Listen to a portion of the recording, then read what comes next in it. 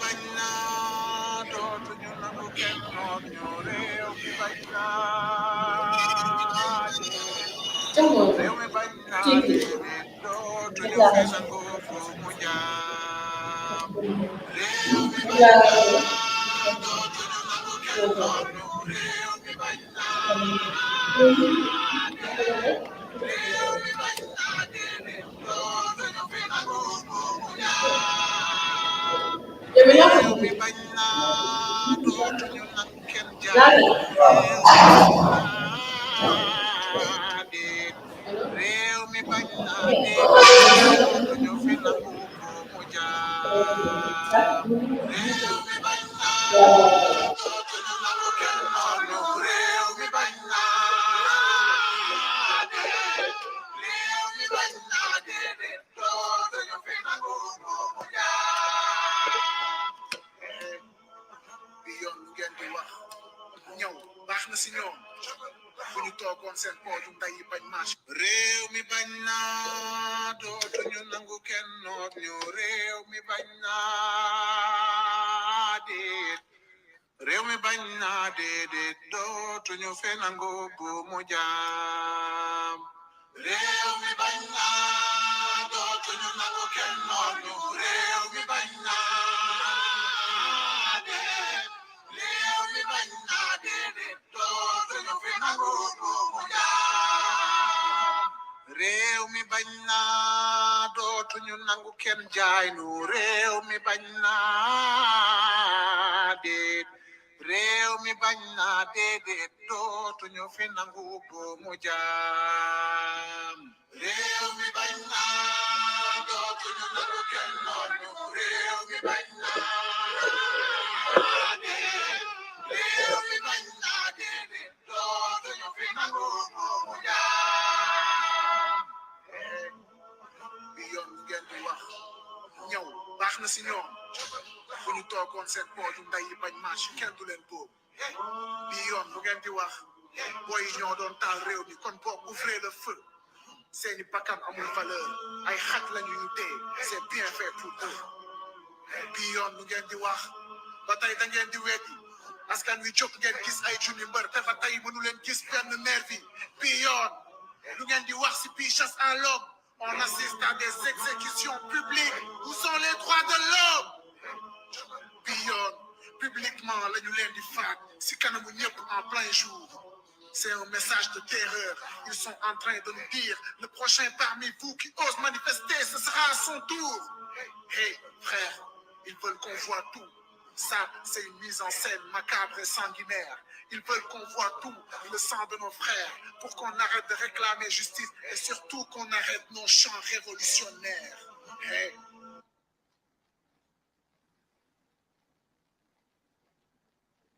bokk sa du yaa ngi gis ci tànge ni muy yoote di raam si biir dënn yaa ngi gis ñu ngi lay préparer psychologiquement si jamonoy dictature yi nu nar a jëm alors qui terrorise qui terrorise qui les mots sont importants le mot terrorisme ne sort pas de leur discours par hasard tous les leaders d'opinion et les presses les plus libres sont sous leur radar. Pourquoi ceux qui sont assis sur notre pétrole parlent de terrorisme quand le peuple s'exprime? Et toi, t'es dans leur camp? T'es avec eux, hein? T'es avec ceux qui nous oppriment? La balle est dans ton camp. Les armes sont dans leurs mains. Et les balles sont dans mon cœur. Et les balles sont dans nos peurs. Et les balles sont dans nos pleurs. Mais nous, on a choisi de résister. Aller au-delà de nos peurs. Aller au-delà de nos terreurs. Réfléchis. xalaatal waaye bii yoon bul jiital politique bul xeex ngir sa parti billahi sunu àq ak yelleef la ñu bëgg a suul kaay ñu ànd xeex pour une fois pour la patrie xeex pour Sénégal free xeex ngir téye li taxoon sunu maam yi ñàkk seen bakkan frère bu seetaan doon complice bi yoon woo naa la si xeex ngir jàmmi réew mi bul toog di seetaan lu ñaaw lii ngay gis réew mi bañ naa dootuñu nangu kenn noonu réew mi bañ naa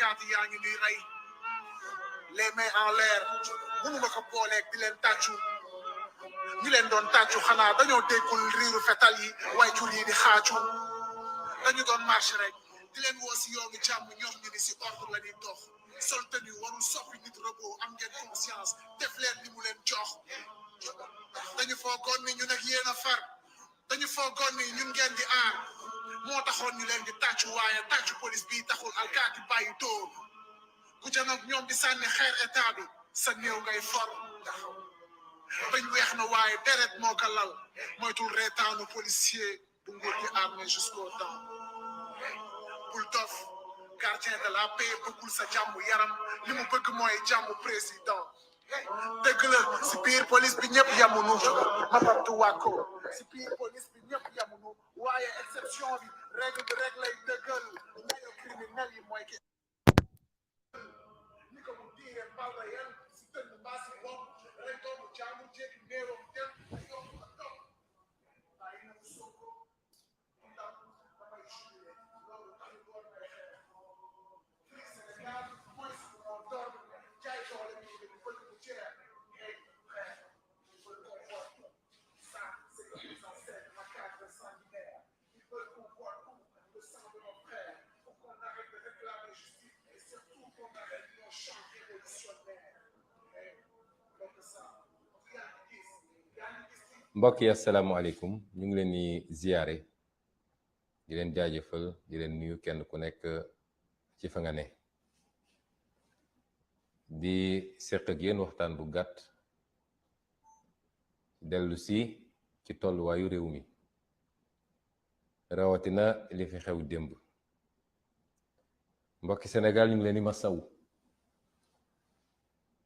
di masaw bu baax ci li fi xew démb ndax lu tiis la ci réewum Sénégal réew mu mel ni Sénégal lu tiis la ci xolu kenn ko nekk ci yéen sénégalais yi ak foo munti bokk ci diine wala ci waaso wala ci dëkkuwaay li xew démb gàcce la ci Sénégal àdduna bi yëpp di ñu seetaan lii de lañ leen doon bañal moo taxoon ñu ne woon dossier bu nu mel warul woon sax génn ci enquête phase enquête gendarmerie waxuma laa procureur di ci def réquisitoire ba juge d'instruction di ko jël ba mu yegg fi mu yegg dossier bi warul woon yegg foofu yëpp waxuñu woon loolu parce que dañoo jàppoon ni citoyen extraordinaire lañu ba bu dee def nañu dara yoon bañ ñoo war a topp déedéet waxuñu ko foofu ndax li ñu gëm ñun ak li ñuy dund mooy li nga xam ne jàngal dañu ko ci diine bi yonent bi alayhi salaam waxee ni Fatima doomam ne ko ak li ma lay bëgg yépp boo defoon naka su dul noonu yoon dal sa kaw te duma la làq sama gannaaw man loolu laa gëm kon waxewuñu woon foofu waaye dañu waxe woon ci kaw dossier boo xam ne lépp ay fenk la ay nar la ngeen jégal ma ci kàddu gi ay feni neen la dossier boobu warul woon sax ñu koy yëkkati rawatina nag mu yegg fii ba lu mat daanaka 20 ci ay bakkan rot nañ ci lii lañ doon bañal Sénégal li xew démb defe naa ak sénégalais bu ne fi mu toog rus na ni ma leen ko doon bañalee nag noonu la ko Macky Sall bëgg la leen ko bëgg leen ndax li xew ci dossier bi yëpp ma baamu ko weesuwul loxo Macky Sall ba waxee nag dañ naan moom dañu wax mu singali Macky Sall waaye Macky Sall mooy wax procureur defal mu def loolu est-ce que sénégalais xam nañu Macky Sall mooy sant procureur jaare ko ci Ismaïla Madior Fall mu def mu ne ko bàyyil mu ba kon bi procureur Bassirou Guèye di yor dossier bi def ci lim ci def ci ay ñaawteef ba ñëpp gis ko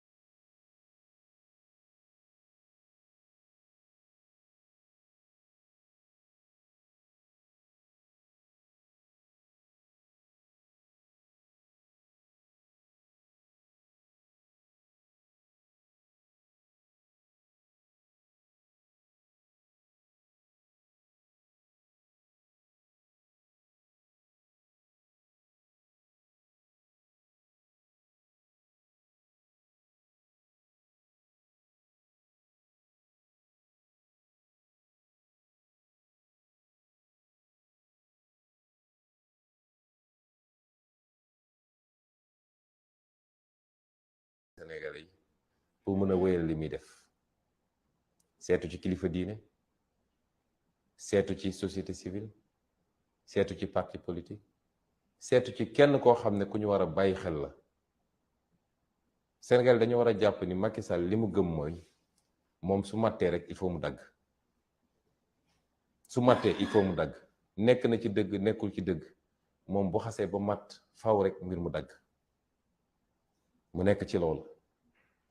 ku ne woon Sénégalais yi ñaari at ak genn wàll ci gannaaw Macky Sall dina jëlaat dossier bi andi ko ndax lii lépp weesuwul moom li mu nekk ci gannaaw justice di ko sant ak di ko dig. ñëpp gis nañu instruction bi nga xam ne juge d'instruction bi ñu wax Maham Diallo def na ko démb defe naa fi mu toog war naa am gàcc ndax yow sooy instruire dossier ba nga koy instruire yëpp musuñu laa andil preuve boo mën a téye te looloo xew démb ñàkk preuve boobu ba Sénégal yëpp gis ko ñu dem nag ba démb ci ñi seede ñëpp nga xam ne mat nañu juróom ak lu tegu ñu dem andi benn seede boo xam ne kenn gisu ko bi ñuy dem gendarmerie kenn gisu ko bi ñuy dem juge d'instruction kenn gisu ko ba démb ñu dem làqarti ab témoin boo xam ne kenn xamul fuñ ko jële waaye juge d'instruction xam na ni bi muy def instruction ba di ci bind ba di ma xas man ak di ma saaga yàlla xam na ni gënuma ci bépp fànn nag ndax li mu def xam nañ fi lu ko def loo te liggéey naa ba jóge fi ma doon liggéey kenn musul xalaat man ñu mën maa imposer ab décision ak lu ko mën a lal ci suuf. moo tax démb fi mu toog war naa am gàcce Sénégal yi war nañoo am gàcce ci li mu liggéey noonu ba nii ñu programmé mbokk yi xool leen ci ñaari weer yi ñaata yoon la ñu woo Ousmane Sonko ci justice ci lu tegul ci yoon. ñu xam ni procureur moom mooy programmé te procureur mooy Ismaïla Madior Fall mooy Macky Sall ñu ne nag citoyen yi du négocier ay conditions yu mu demee man négocier wu ma conditions yu ma demee justice dama négocier wul dara dama ne liñ ma bëgg a teg su dee du yoon du ma ko def man négocier wu ma de ndax doo nekk ci dëgg ba pare di négocier niñ ma bëgg a di tëj sama koñ di terroriser sama njaboot di toj samay oto di ma gaañ fileeg looloo ngi fi du ma dem uyu ji kooku du négociation. donte nag am na ay kilifa yoo xam ne ci kilifa justice lañu bokk ñoo dem ba naqarlu ànd ak ñun ni li ñu doon def du yoon ñoom ñoo dem jël seen initiative woo leen ne leen il faut que état bi respecte liberté Ousmane Sonko en tant que citoyen mun a dem di ñëw saa ñu koy teg li ñu koy teg ñoom nag ñu jàpp ni man maa doon négocier man négocier wu ma de man li ma nekk dama koo gëm nekk ci dëgg ku ma ëpp doole di ma soo may rey di ma rey ci dëgg waaye négocier wu ma kon ni ñu ko programmé ci fan yi yëpp procès sur procès bu la ci gën a ñàkk solo nga ne bii la te lépp ngeen xam lan mooy jubluwaay bi ñu ne woon donc gàcce gi am démb ay nit yoo xam ne ñaari at ñu ne yor nañu ay preuve yoo xam ne bis buñ ko génnee àdduna tukki defe naa keroog rek bi may mujjee wax nee naa leen ku ànd ak Ousmane Sonko boo tëddee demal nelaw ba yandoor ndax lu toll nit tarfata ayn ci preuve amuñu ko ndax lu am mooy am preuve waaye lu amut mënul am preuve.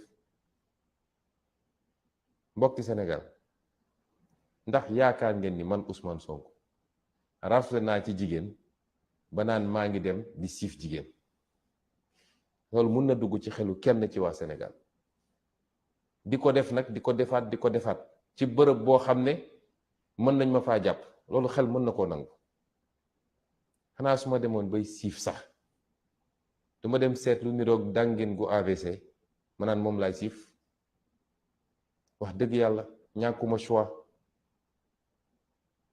man yàlla xam na ni su doon loolu rek laa soxla jigéen rek laa soxla bëri na foo xam ne bu ma fa xoolee tàllal loxo ne soxna laa bëgg ñu may ma tout de suite kon ban rafle laa war a am ba di lambari naan maa ngi siif ay xale yu jigéen amul benn jote boo xam ne am na sama diggante ak xale bi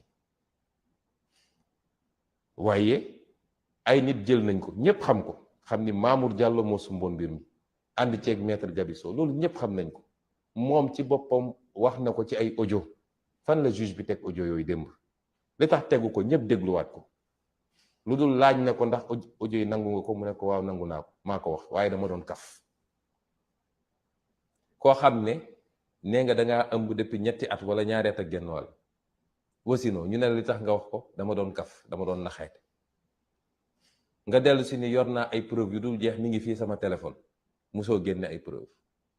nga dellu si def say audio wax lu doy waar loo xam ne ku ne tudd nga ko ci ñi nga wër ne def na ma lii def na ma lële ne Mamour Diallo moo ma sant lii ma dem ba xam ne aw ma pexe ma ne naa ko nax moo tax ma woote ne ñëw leen am naa li ngeen bëggoon.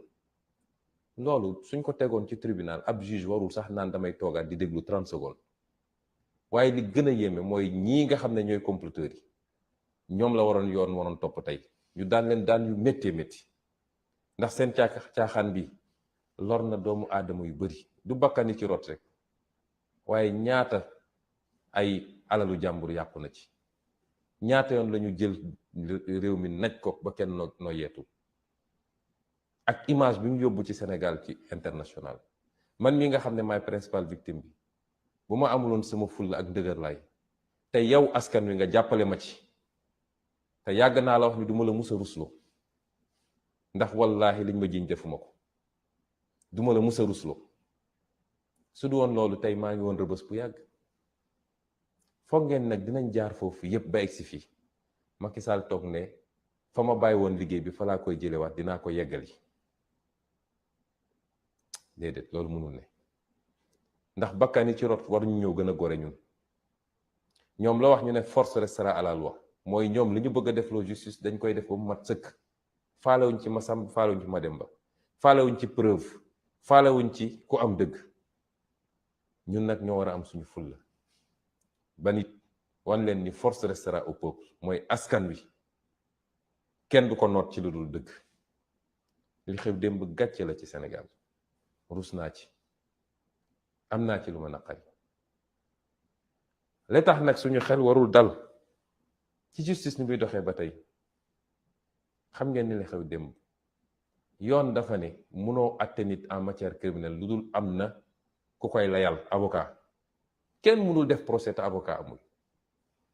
démb Ndey Soxna su dul Ndey Xadi Njaay su dul dara sax di jigéen goo xam ne mu ngi toll diggante ñu naan juróom-2 weer wala juróom-3 weer nga téye ko ci suba ba xaaju guddi nanguloo ko sax mu am avocat bu toog ci wetam ñu ne la bu amul avocat da nga war a arrêté ba ñu ko may ko mu dem uti ay avocat nga doog a def procès bi. li xew démb musul am ci histoire justice ci àdduna. nga ne faw rek ma def procès bi mujj gi moom lañ doon wax moom Ndey Xadi ndax am nga laaj yooyu laaj témoin yi ndax moom mooy avocat wu boppam. procès boobu dafa nul amul fenn ci àdduna. naka la ay juge mën a defee loolu ba pare ñu ne ñu na seen xel dal dem leen rek ngeen wuyu ci. bu amee ñaari sénégalais yu gëm ni dossier boo xam ne politique a ngi ci Macky Sall ne dee rek même su ma dul doon candidat sax Ousmane Sonko il faut mu yóbbaale ko. ay nit dem di toog ak moom ay nit yu nekk ci nguur comme yu nekk ci opposition naan ko boo sàgganee ba Ousmane Sonko toog dig na la lii dig na la lële nee na dina la def nii na la def laa mu ne bakkanam la ci teg faw rek mu yóbbaale Ousmane Sonko waaye réew du doxee noonu. réew lay doxee ci kaw ay charges. li war a tere Ousmane Sonko nekk candidat dafa war a doon lu wóor te wér waaye du ay caaxaan. bi ñu commencé ba léegi ci tappale la ñu nekk nee nañu Ousmane Sonko jot na convocation waat naa ci yàlla billaahi wallahi bu dee jot naa convocation yàlla na ma yàlla alak ila yow mi diin. te ñoom ñu wax ni jot naa convocation ku ci waat lii lakk. commissaire bi bind ne ñëw na sama kër fii si Ziguinchor fekk ma taxaw ci buntu kër gi mu jox ma convocation wallahi waxul dëgg dafay fen. moom xam na ko ñoom ñu ko def xam nañ ko te li gën a yéeme nee nañu jox nañ ma convocation fii si Ziguinchor le 11 commissaire Adramé attesté ko ne commissaire Massali bi nekk Ziguinchor moo fekk sama buntu kër. même commissaire Adramé moo defaat beneen rapport le 16 ne Ousmane Sonko jotuñu koo gis, joxuñu ko convocation te moom nee na le 11 jox nañ ma convocation. document yëpp mi ngi fi, nañ ko génne ngeen gis, pour woon leen tappale gi nekk ci justice fi mu toll nii ak ni ñuy jalgatee yoon dès lors que jox nañ leen commande politique ne leen yéen a xam fu ngeen koy jaare waaye faw rek ngeen dagg bopp waa ji.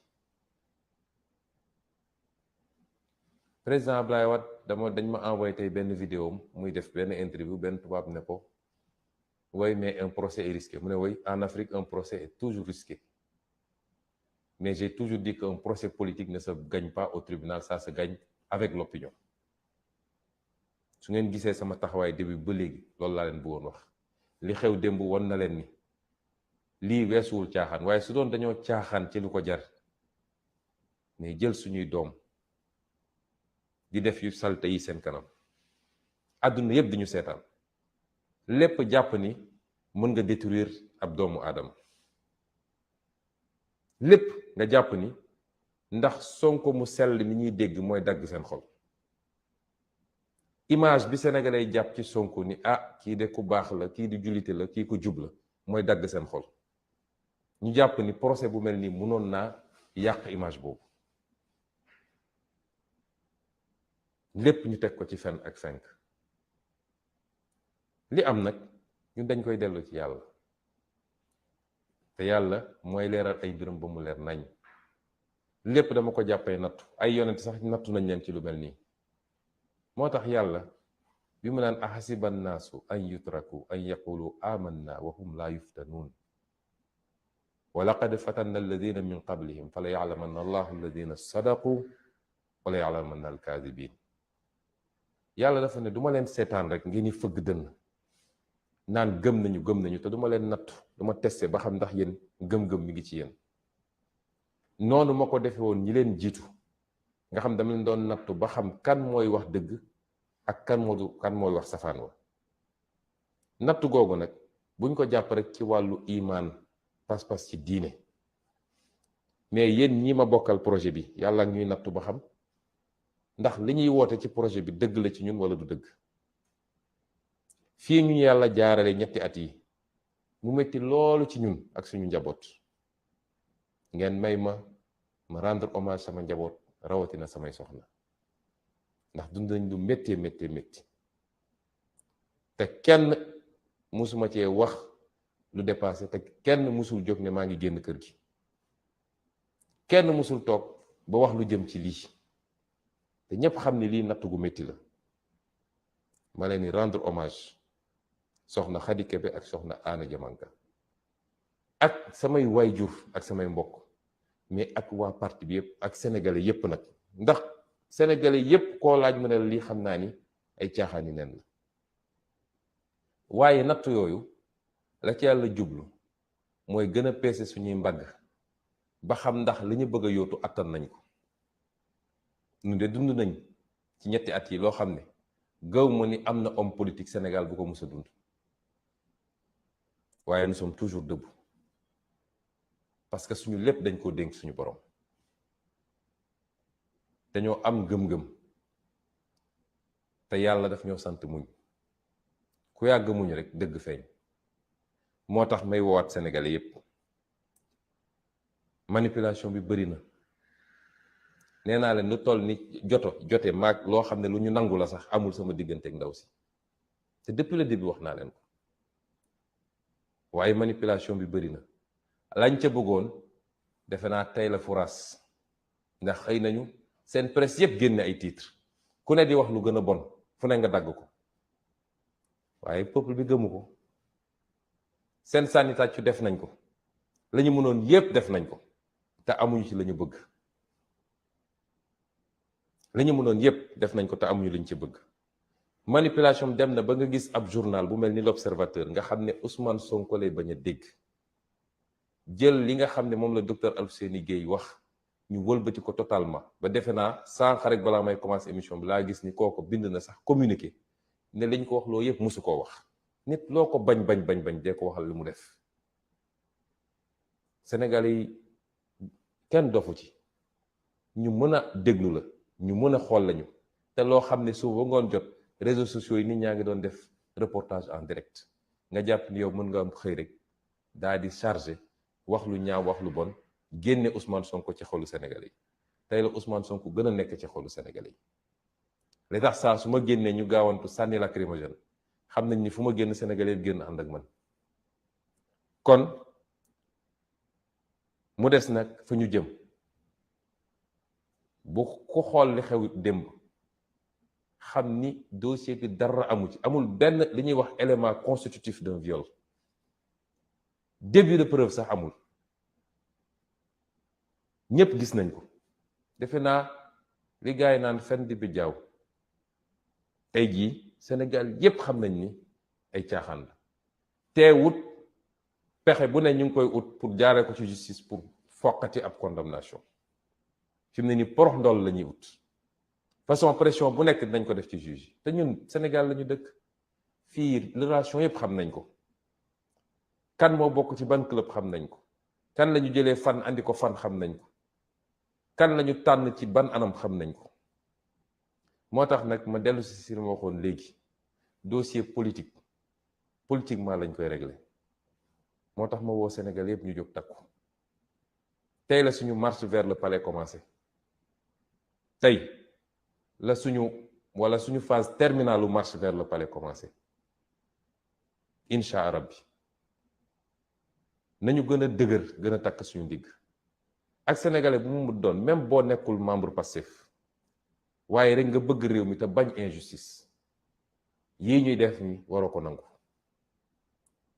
ndax tam dinañu seetaan loo xam ne tôt ou tard bu ñu amee lu ñu bëgg ba ci opposition bi nag ñi ma ko bokkal mu leer ni Macky Sall bu amee li mu bëgg ci Ousmane Sonko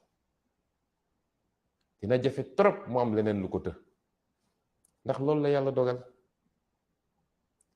def na ko defaat ko mu yomboon loolu ci moom yàlla dogal bi mu egsee ci ñun la jafe ci moom mu jàppal ñu ko nag benn en boo xam ne ndax jàpp na ni moom xàlloon na yoon woo xam ne ay waxu troisième mandat yooyu yépp formalité lay doon ci moom mu yegsi ci ñun nag ñu doon dangar gi nga xam ne moo ko tëbalee yi moo tax mu def ko mbir personnel ne faw rek ma def ko lu méttee lu nit xalaatul lu métti rek naa ko teg loolu nag dafa interpeller chacun et chacune ci ñun Sénégalais yi ànd naag Ousmane Sonko ànd maag moom amul solo mais ku seetaan lu dul dëgg ba mu raw buñ ci paree ci fi gën a dëgër buy dal sa kaw dina la bett te doo ci mën dara réew mi justice lañ fi bëgg réew mi jàmm lañ fi bëgg te justice mooy andi jàmm réew mi tolloole nit ñi lañ fi bëgg réew mi bañ bàyyi di jël li nga xam ne dénk nañ la ko ci doole nguur di ko dalee ci kaw nit ñi loolu dañu bëgg mu jóge fi gannaaw yàlla ma baamuwaat ko gisuma ci àdduna luy dund loo xam ne mun na détruire Ousmane Sonko ndax li ma defar ñoom xamuñu ko borom bi la moo tax may soññaat ñépp di woo ñépp pour ñu jóg jeunesse bi ci yéen lay doore lu ne ñu ngi koy def nag pour détourner leen façon parade bu nekk ñu ngi ut façon influenceur bu ne pour yaakaar ni mën na leen détourner yéen jeunesse bi waaye gëm naa ni yéen am ngeen conscience ni seen avenir ngeen di jouer du jëmm Ousmane Sonko man nu mu tuuti la ma waroon am ci àdduna am naa ko te doylu naa ci waaye seen avenir la nous sommes à 8 mois juróom-ñetti weer pour ñu jël réew mi yor ko ci yorin boo xam ne kenn ku nekk ci yéen dina ne man de xalaatu moon ni lii Afrique fii dinañ fi yoree nii réew te musuma leen wax lu dañ nag lu ma leen mus a wax gis ngeen ko kon su ma leen ne lii dinañ ko def ngeen war maa gëm ndax gisuma lu ma ko jaral ci àdduna man alal taxumaa daw tur taxumaa daw daraja taxumaa daw waaye liggéey ngir yàlla rek lay doon sama satisfaction mooy liggéey ba Sénégal yépp ne waaw góor ma dellu toog fi ma toog keneen toog continuer liggéey bi waaye du dara lu ma ci ut ci alal wala yu demee loolu bàyyi nañ ko yenn politiciens yi kon c'est pas le moment de baisser les bras yow ndaw sama jeune ak foo munti nekk muy artiste bi muy artisan bi muy keneen ak keneen étudiant bi élève bi képp ku munti doon transporteur bi baykat bi nappkat bi yow sama ndaw réew dama la tàllal sama loxo ne la dama bëgg ñu jaayante ci defar réew mi pas jaayante ci sànnil naa ko carte rek waaye ñu jaayante ci defar réew mi définitivement yow sëriñu daara yi wala nitu daara yi de manière générale yow transporteur bi yow keneen ak keneen ak keneen ndax ku lim rek juum maa ngi dellu tàllal leen loxo di leen woo ci mobilisation exceptionnelle Macky Sall na dellu gannaaw ci li mu nekkee lu ko moy nañu jaral sax ñu ñàkk lépp waaye nañu taxaw jàkkaarloog moom jàmmarloog moom lii lañu bëggoon waxtaan ak yéen di leen wax ni bés ni ki ëllëg gën saa gudd gannaaw ëllëg bu soobee yàlla dinañu door dellu si ci ndakaaru ñun ñëpp nañu waajal ndakaaru ndax fa la mbir yi di amee dellu jaale ñi nga xam ne ñàkk nañ ci nit te mu waroon jeex ci Sénégal waxaat nag tamit ni war nañoo taxaw tembe bañ ñu jàppati suñuy nit ndax kii di Macky Sall su làmbee mun a du dellu gannaaw day continuer di continuer jàpp ji bëri na te tegul ci yoon te kenn muccu ci ku bind article sax ñu jël la tëj kenn muccu ci kon dañu takk suñu ndigg ndax lii weesu na dictature léegi dañ doon wax dictature rampante waaye dictature bu fes gànn la ñëpp di ko gis kon dañu takk suñu ndigg jàmmarloog Macky Sall bu xeet bu delloo see xelam xam ni moom réew mi donn ko ñun ñëpp ñu mayante jàmm lu ko moy bu ñu gendarme fees ay gendarme moom fees suñu bët bu ñu ay policier fees suñu bët ay nit lañ ñuy ay nit te gis ngeen bi ñu taxawee ni ñu waroon taxaw mois de mars fi mu mujje kon maa ngi woo ñëpp ci ñu jóg taxaw gën a takk ndigg yi gën a farlu di sant sénégalais yi nag ci seen soutien façon message bu ne maa ngi koy jot mënuma tontu ñëpp di leen sant ci seen soutien ak seen kóolute ne leen nag lépp loo xam ne maa ngi ci doon def benn fasinaat ci def téeméer fi mu toll nii kon ñu ngi leen di gërëm di leen sant asalaamualeykum wa rahmatullah wa barakatu.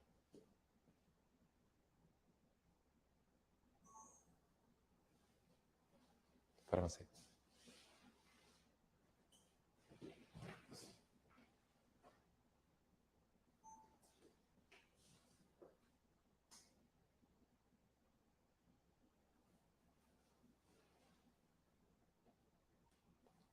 Bonsoir, chers compatriotes. Bonsoir, chers amis africains et chers amis de partout du monde. Nous vous saluons et revenons à travers ce court entretien nous exprimer sur la situation du Sénégal qui aujourd'hui attire tous les regards. Je commencerai par présenter des excuses au peuple sénégalais. Pas à mon nom, mais au nom de tous ceux qui sont à l'origine de cette mascarade qui n'honore pas le Sénégal. Et ce que nous voulions justement éviter, lorsque, au début de cette affaire, nous avions appelé le président Macky Sall et tous les comploteurs qui sont derrière cette affaire-là à reculer pendant qu'il était encore temps. Non pas que nous nous considérions comme un citoyen au-dessus des lois, mais parce que nous considérions simplement qu'il n'y avait pas matière à mettre tout le pays en danger sur la base d'un complot manifeste, non assis sur des faits probants. Ce qui s'est passé hier est venu confirmer ce que je disais au peuple sénégalais, ce que j'ai dit au monde entier. On a vu hier la démonstration du complot. Et lorsque certains témoins, tels que le capitaine Touré, a commencé à développer sur la manipulation du PV d'enquête, on ne l'a pas laissé développer. Lorsque Madame Tal a commencé à développer sur les implications du président Macky Sall, selon les dires même de la plaignante, on n'en a pas tenu compte. Hier, le complot a été mis à nu, nonobstant le fait que, à cause de leur comportement extrêmement injuste, agressif à mon endroit, lors des dernières convocations dont j'ai fait l'objet, nonobstant le fait qu'à cause de cela, je n'ai pu me rendre hier au tribunal, parce que j'ai été très clair et je le rappelle à l'endroit de la communauté internationale. Je n'ai jamais refusé de déférer à une convocation de la justice. Mais tout le monde a vu le traitement auquel j'étais soumis à chaque fois que j'ai essayé de déférer à une telle convocation. Mon quartier est barricadé, ma famille est terrorisée, mes enfants sont privés d'école. Ma voiture est caillassée et cassée. On m'extrait de force, on m'asperge de liquide toxique pour me mettre dans des fourgons. C'est cela qui nous a amené à cette posture de dire, tant que ces comportements déviants de l'État ne cessent pas, nous ne répondrions plus à une convocation de la justice. Mais nonobstant notre absence, vous avez vu ce qui s'est passé au tribunal. Rappelez-vous que lors de la fameuse confrontation, que le juge d'instruction n'avait tenu que pour essayer de m'humilier. Quand je suis sorti, je vous ai dit que c'était un massacre. Et hier, c'était encore un massacre. Le seul objectif, c'était de livrer une jeune fille manipulée, à qui on a promis passeport diplomatique et exil à l'étranger, plus de fortes sommes d'argent, qui ne comprend même pas le rôle qu'on veut lui faire jouer, l'amener devant un tribunal et lui imposer des récits salaces, soi-disant pour jeter l'opprobre sur le candidat Ousmane Sonko. Et c'est ça qui est dramatique. Une jeune fille de rien du tout,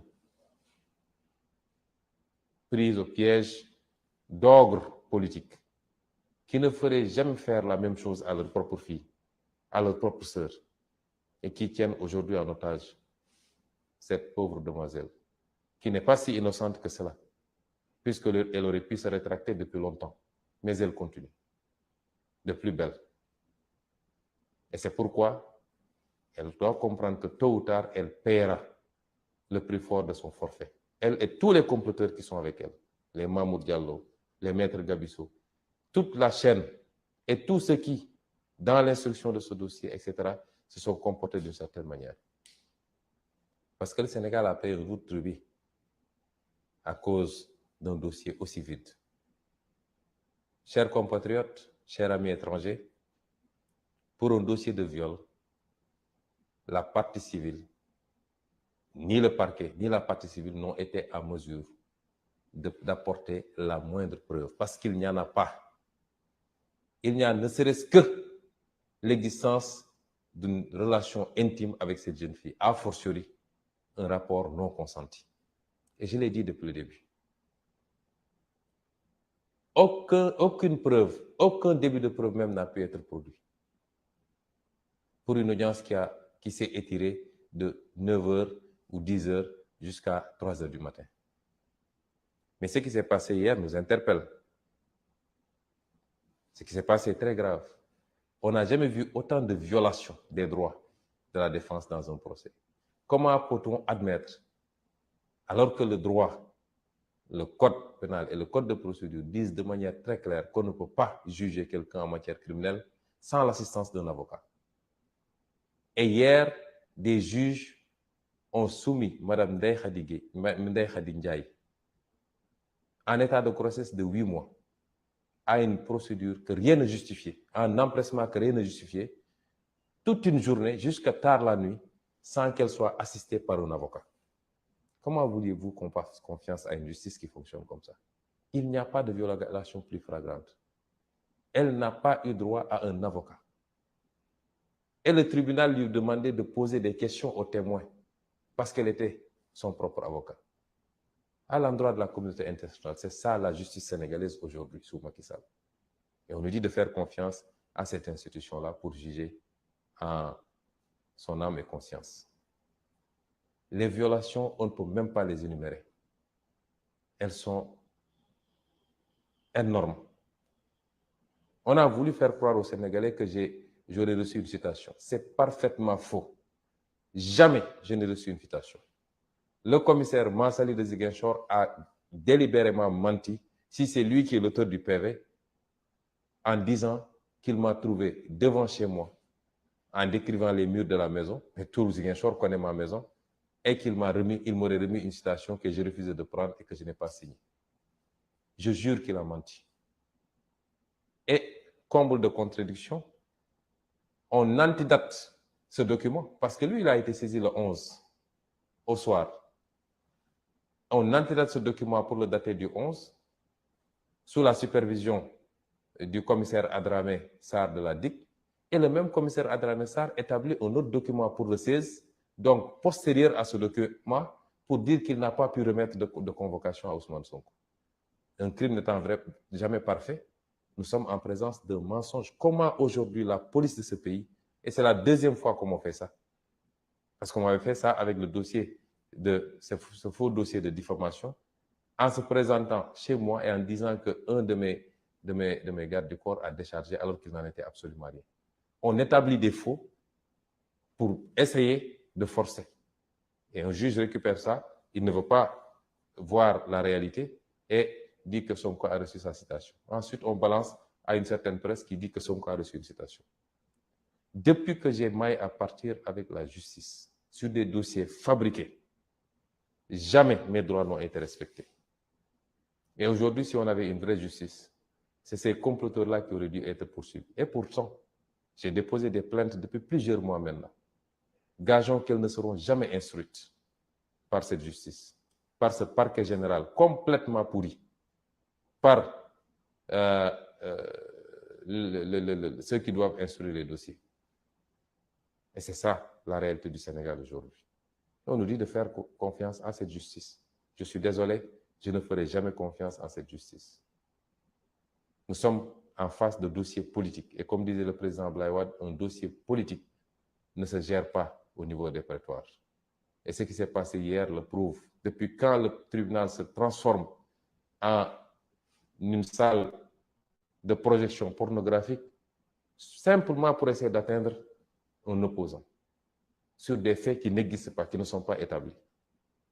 Et c'est pourquoi nous considérons que, et nous continuons à appeler tous les Sénégalais à se mobiliser.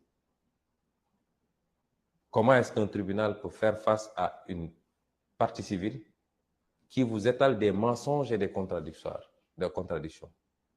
Les vidéos sont là qui font lésion, où cette partie civile disait détenir des preuves irréfutables sur son téléphone portable. Ni à l'instruction, ni à l'enquête de gendarmerie, encore moins à l'audience, elle n'a pu produire cela. Comment cette partie civile peut dire qu'elle ne connaît pas Mamour Diallo alors qu'il y a une vidéo qui circule où elle dit « c'est moi qui ai enregistré Mamour Diallo parce que je voulais avoir des preuves pour la suite ». Comment cette partie civile peut avoir déclaré avoir été enceinte et 2 ans plus tard, toujours pas de bébé, et devant un juge, elle dit « non, c'était juste pour avoir la possibilité de m'échapper ». Et enfin, la liste est encore longue, on peut encore sortir, mais comment une partie civile peut reconnaître devant un juge que les audios qui ont été présentés par un témoin, dans lesquels elle disait nommément elle disait carrément que c'était un complot ourdi par Mamour Diallo, qui lui a promis des choses. À la question, est-ce que vous reconnaissez votre voix dans cet audio-là? Et est-ce que vous les validez? Elle dit oui, mais je le faisais juste pour m'amuser et pour tromper les gens. Quelle crédibilité peut-on accorder à une partie civile qui ment à tout le monde, qui a accusé tout le monde, y compris ses avocats, beaucoup de personnalités de la République?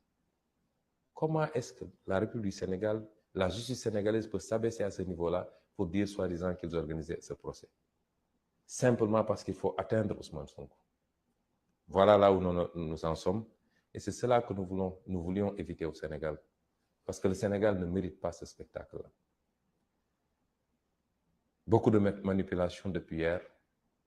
Une certaine presse, mais qui ne nous surprend pas, notamment le journal L'Observateur, qui va jusqu'à pervertir les déclarations des témoins, dont les témoins clés Hier, tous les témoins ont été à décharge. Tous. Et ils sont allés fabriquer un témoin qui n'a été là ni à la phase d'enquête de la gendarmerie, ni à la phase d'instruction. À la dernière minute, lors du procès, on nous sort un témoin que personne ne connaît pour raconter des histoires. Tous les autres témoins ont témoigné à décharge. Et surtout les témoins clés. Parce que dans ce dossier, qui est témoin clé? C'est le gynécologue. C'est celui qui a fait l'enquête préalable. C'est l'employeur. C'est l'autre masseuse. C'est ça les témoins clés. Et tous ces témoins clés ont témoigné à décharge.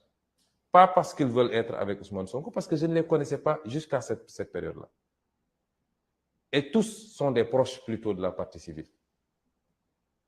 Comment un juge peut, sur un dossier comme ça, imaginer une fraction de seconde aller condamner Ousmane Sonko? Et voilà où on en est.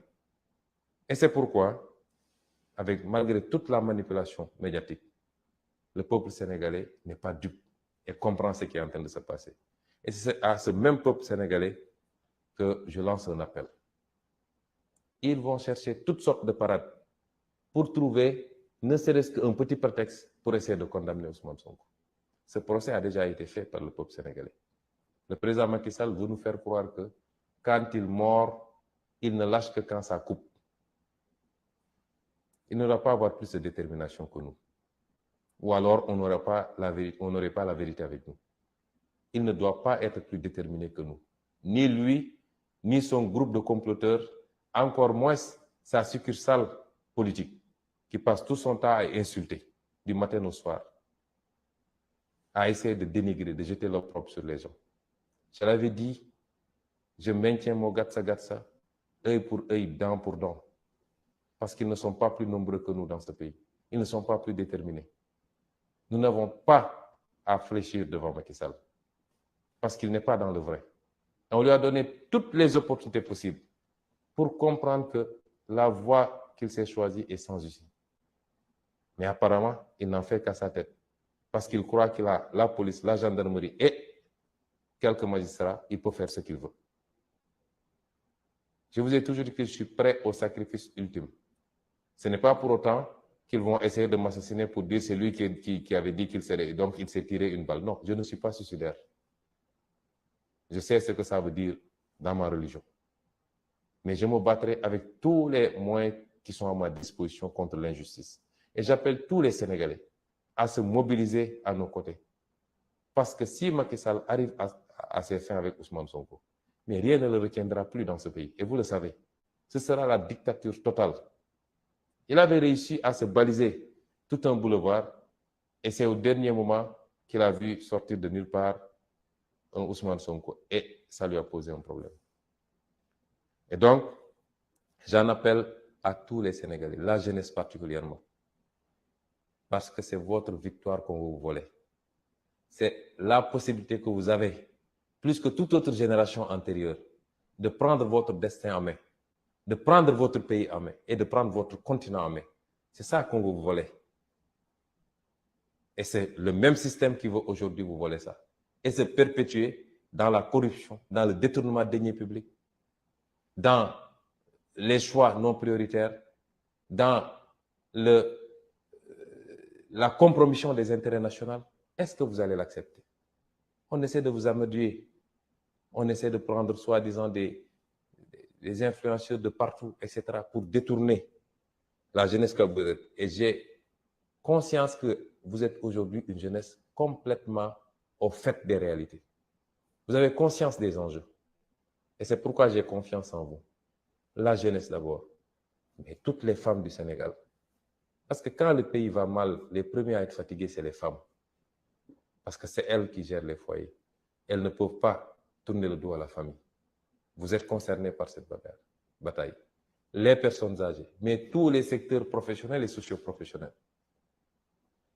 Agriculteurs, transporteurs, artisans, marchands ambulants, étudiants, élèves, et j'en passe, enseignants. Vous êtes tous interpellés aujourd'hui. Ce combat est le vôtre avant d'être même celui de Sonko. Je n'en suis qu'un élément. Et notre rôle, c'était de gagner le pari de la conscientisation. Et je pense que vous êtes tous conscients maintenant des enjeux. Nous sommes à 8 mois de la fin de cette première partie de notre parcours. Parce qu'à partir de 2024, s'il plaît à Dieu, nous ouvrons une autre page qui nécessitera l'engagement, la détermination, le patriotisme de chacun et chacune d'entre vous. Ne laissons pas passer cette occasion, parce que nous le regretterions tous. Ne laissons pas passer cette occasion, quelquefois par, excusez-moi d'un certain nombre de termes que je vais utiliser, quelquefois ça peut être par ignorance pour certains. Pour d'autres, c'est parce qu'on a peur de grenades lacrymogènes ou qu'on nous prenne, etc. Mais nous sommes un grand peuple. Macky Sall ne peut pas tous nous emprisonner, encore moins nous tuer. Il n'ose même pas le faire. Donc, ce que vous devez savoir, à chaque fois qu'il y a une victime, la pression s'accroît sur Macky Sall. Au niveau intérieur d'abord, mais au niveau international. À chaque fois qu'il fait des prisonniers politiques, la pression s'accroît sur lui. Continuons à lui mettre cette pression-là, parce qu'il n'a même pas de place pour nous emprisonner tous. Et encore moins oser nous tirer dessus tous tant que nous sommes pour faire un massacre à grande échelle. Et c'est pourquoi je réitère mon appel à chacun et à chacune d'entre vous. Je rendrai hommage à des femmes. On a utilisé une femme pour mettre ce pays dans la situation où il est. Mais des femmes ont montré énormément de dignité. Et je vous citer Mme Ndeye Khady Ndiaye. Je la donne en exemple à tout le peuple sénégalais. Et nous devons tous la soutenir. Tout Sénégalais qui peut la soutenir n'a qu'à la soutenir. Elle est l'exemple de la dignité humaine. Elle a failli perdre un bébé à cause de cette affaire. Et maintenant, on lui fait prendre des risques sur encore un bébé à cause de cette affaire-là. Et malgré tout, elle reste stoïque. Elle aurait pu encaisser énormément d'argent qu'on lui a proposé. On aurait pu céder aux menaces. Elle a fait l'objet d'attaques physiques. Son mari a été attaqué par des nervis. Mais elle est restée digne. Je veux lui rendre un vibrant hommage. Elle a donné un exemple à tous les Sénégalais, hommes, femmes, tout le monde. Elle ne doit pas être plus digne que nous. Et c'est pourquoi nous devons gagner ce combat-là. Voilà le message que je voulais vous délivrer en vous donnant rendez-vous à Dakar, s'il plaît à Dieu, parce que à partir de demain ou au plus tard après-demain, je ferai route vers Dakar et j'appelle tous les Sénégalais conscients des enjeux,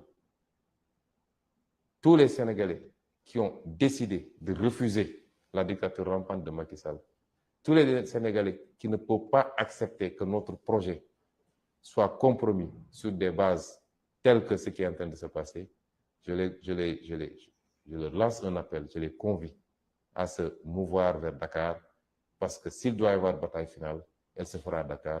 Je vous remercie.